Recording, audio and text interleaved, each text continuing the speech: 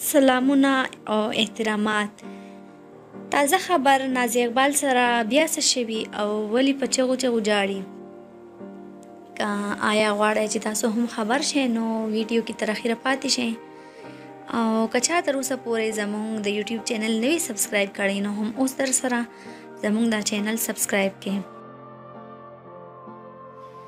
دوستانو که څوک څومره هم ګناه وکړي غلط کار وکړي خو یو ورځ پې ضرور داسې راځي چې انسان پې پښیمانه شي. دا مې دې پوری ویل چې د پښتو ژبې مشهوره سندرغاړې نازي اقبال لایو راغلې وه او په هغې کې هغې ویل چې زما مور چې ده نو ډېره زیاته بیماره ده او ډېره بد حال کې ده. هغې ویل په دې فن کې ما ډېرې پیسې ګټلې خو وروسته زه پوهه شوم چې دا پیسې ټولې حرامې وې. هغې ځکه وویل چې هغې ده وویل چې خامخا په ما باندې یو نه یو مصیبت راغلی دی او زما هم داسې مصیبتونو کې ډېر زیاتې پیسې لګېدلې دي. نازي اقبال وویل زما مور د اسلام آباد شفا هسپتال کې ده او په 10 ورځو کې به زما لکونه پیسې ولګېدلې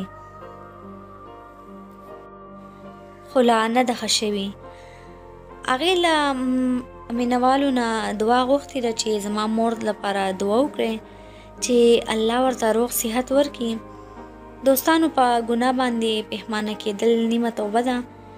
الله دې نازي اقبال مور بېبي له روغ جوړ صحت ورکړي. زموږ خو ورته دا دعا ده او تاسو هم په کمنټس کې پې امین وکړئ. څه پته لګي چې د چا دعا او د چا امین قبول شي او د هغوی خواهشات الله پوره کړي. نو دوستانو دا به زموږ نننۍ ویډیو چې تاسو سره مو شریکه کړه. اوس راکړئ ماته اجازت که آیا زندګۍ وفا وکړه نو میلاویږو به په یوې نوې ویډیو کې.